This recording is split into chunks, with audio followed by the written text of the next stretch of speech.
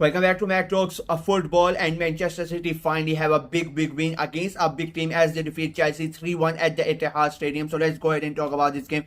I mean, game was quite a weird one if I'm being very honest with you. I mean, 3 out of the 4 games were defensive error, were goalkeeping mistakes. So I really don't know what to say. Like the game starts, it is quite early on, and within the first minute, Manchester City have a blunder with a defensive error. The goalkeeper and defender mix it up, and Jackson gets the ball, passes it on to Nkunku, and he scores, and it becomes 1-0 to Chelsea inside 2 minutes. And you are thinking, okay, here we go again. Manchester City are gonna ruin it for themselves, and they've started already.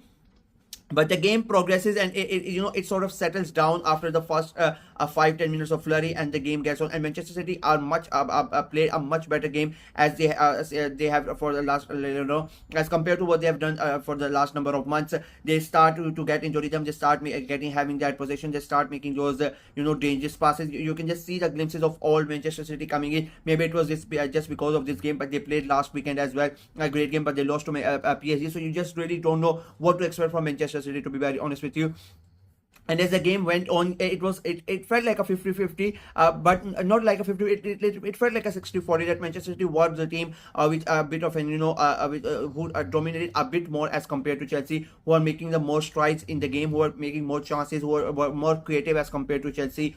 Chelsea, after scoring that goal, they really did not do anything special. If I'm being very honest with you, there were not really that many good chances from Chelsea, and Manchester City finally get that reward easily. Guardiola gets a chance before he's not able to score that goal. He misses it, and then finally the first goal that Chelsea conceded. I mean, it would be said, you can say it was a bit harsh for Sanchez, because he tries to come up and tries to save the goal, and it hits his chest, and the ball ricochets off, and Guardiola is there to score the goal, and it becomes 1-0 just before the end of first half.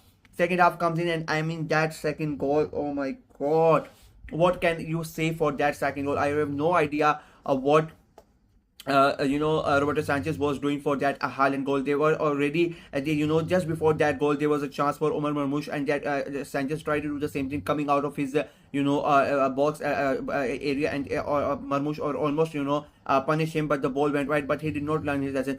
I think the way that in the second half City played really smart. They know they can be really good with possession, but they Chelsea are really good at pressing, and so Manchester City, and I of course it's Guardiola, how the guy uses a brain so much. His tactics are on a different level. If you notice today, they had so many long balls today because they know they wanted to get over that Chelsea high line. They wanted to take advantage of that, and there's so many chances were created because of that. I don't know how many times Edison, gave directly, giving long balls to Haaland, and Haaland had a really good game of today. The way he controls so many times, he created so many chances, holding the ball up, playing other players, whether it was Marmoush, whether it was De Bruyne, whether it was Foden, bringing them into the game, trying to create chances. I think he had a really good game, and that for that the second Manchester City goal. I mean, not only does he bully the defender away, trying to make the space, and then when Robert Sanchez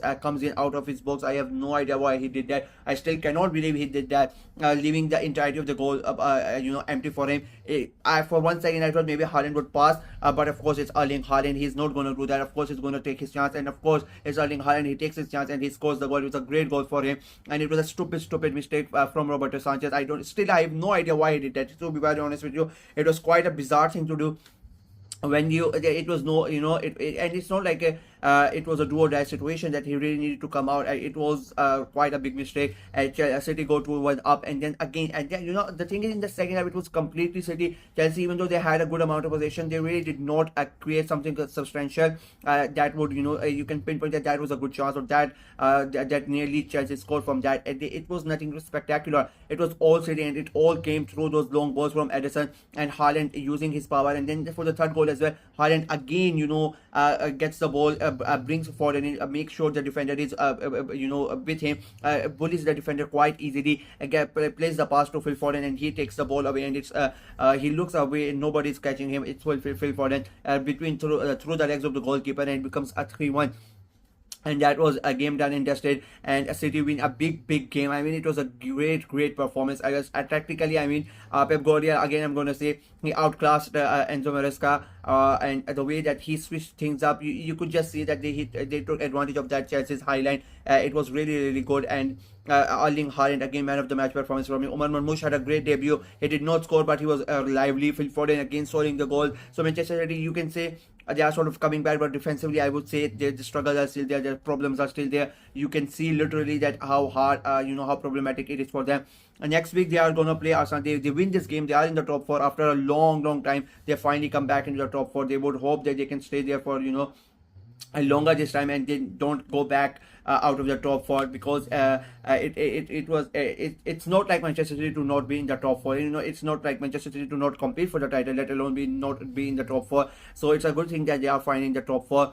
I don't really like it, but like, let's be very honest, they should be in the top 4, especially with the way the things are going. They have to finish. If they really want to win the Champions League, they need to be in the top 4, because they might be eliminated from the Champions League this week. There's a big Champions League game for them this weekend, and I think that the thing is, they had a massive game today. They have to play a massive game midweek for the Champions League, and then they have to play a massive game against Arsenal next weekend.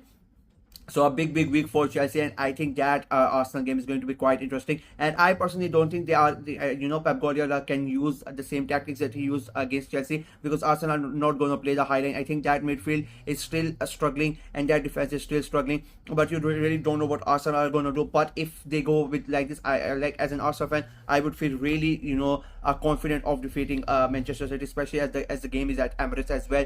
So it will be quite an interesting game. Chelsea, on the other hand, I mean, their decline continues.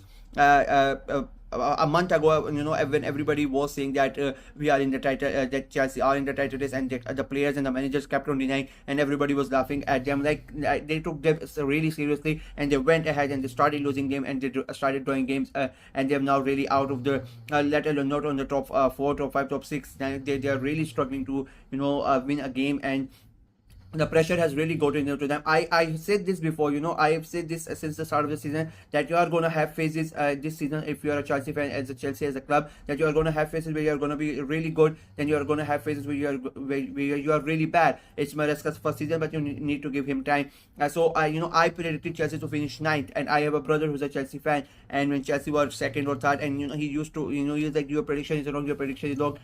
You can see right now why I said that they were going to finish quite well. I still think they are going to finish, not. I don't think they are going to finish top 6. I'll be very honest.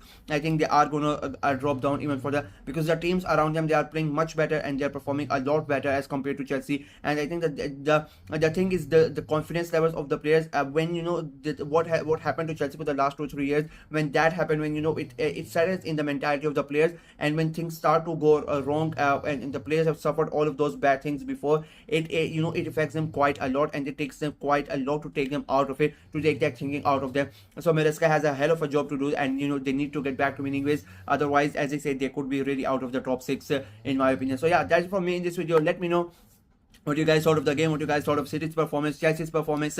Where do you think City are going to finish? Do you think they'll be able to finish in the top 4? And where do you think Chelsea are going to finish? Do you think they are going to be in Europe next season, or do you think it is going to be quite another bad season for Chelsea? Let me know in the comment section below. Like the video, share it as well. Click on the notification bell, and of course subscribe to the channel. We are trying to get to 500 subscribers before the end of February. So please go ahead and subscribe and help the channel out. Until next time, bye bye.